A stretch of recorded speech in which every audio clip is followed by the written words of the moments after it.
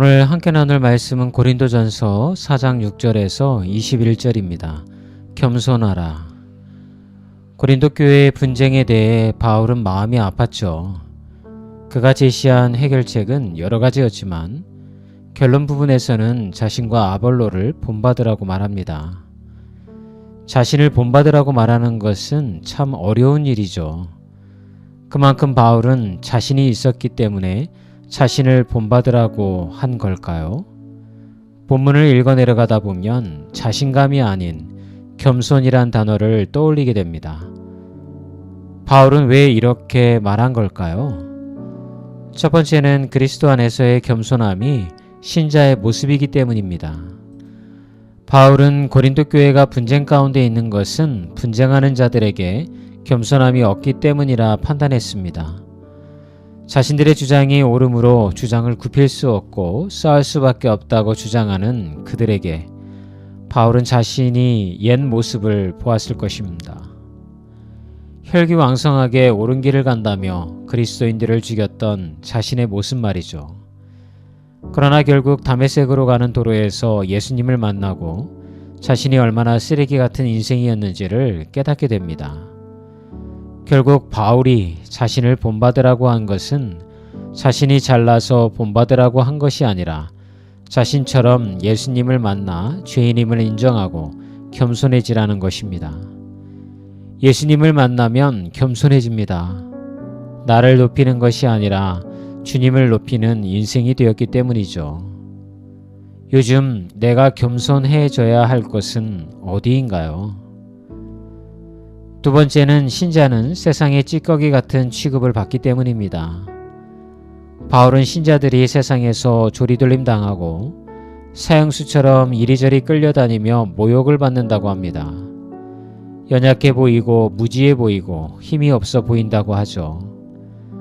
하지만 그 무기력한 존재인 신자들을 통해 주님은 일하시고 복음의 능력을 나타내시기에 겸손해야 한다고 바울은 자신의 처지를 통해 메시지를 전하고 있는 것이죠. 우리가 걷는 믿음의 길은 거칠고 험난한 길입니다. 세상의 조롱을 온몸으로 받는 길이죠. 자신들의 지혜와 이해로 마음껏 조롱하고 놀리니 마음이 힘든 길입니다. 하지만 결국에는 이 모든 것을 겸손함으로 감당한 신자들의 삶을 통해 하나님의 역사가 일어납니다. 비록 우리의 삶이 세상의 찌꺼기 같은 취급을 받을 때라도 겸손해지십시오. 세상을 부러워하지 말고 겸손해지십시오. 당연히 우리가 가야 할 길임을 받아들이십시오. 하나님이 일하시도록 스스로를 내어드리십시오. 그것이 바로 믿음의 길입니다. 태풍으로 마음이 심란하시죠? 오늘 들으실 찬양입니다. 그분 뜻대로. 김새별이 부릅니다. 오늘도 화이팅입니다.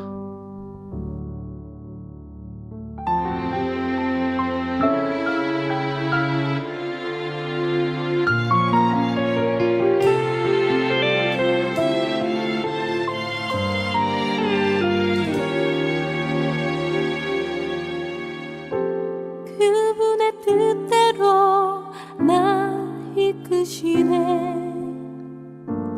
그분의 뜻대로 나 만드시네. 그분의 계획에 나 맡겨드리네.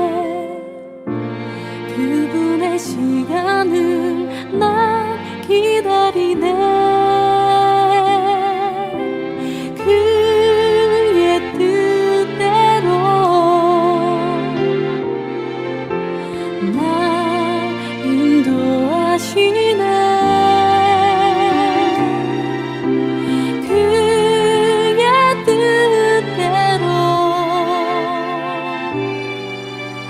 나를 세워 주시네.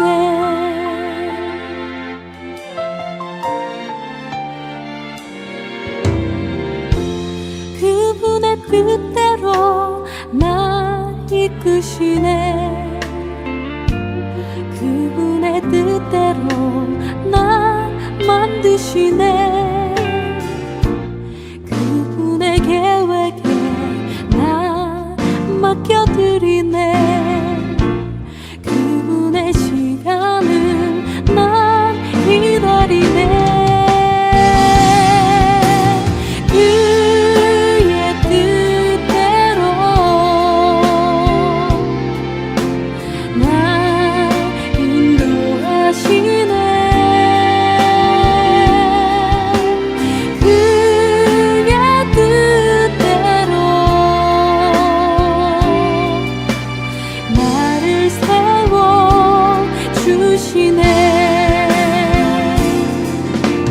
그의 뜻대로 날 인도하시네. 그의 뜻대로 나를 세워 주시네.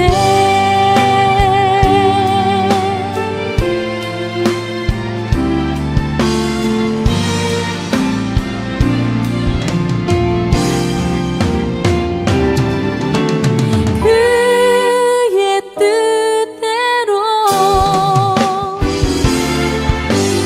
날 인도하시네.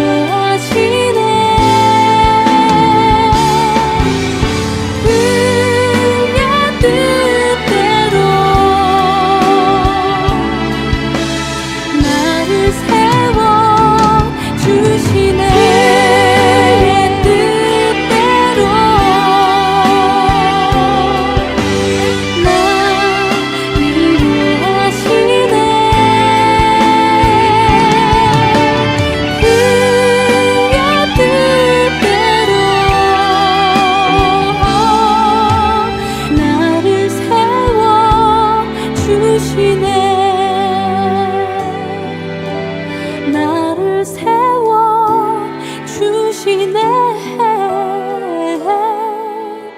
나를 세워 주시네.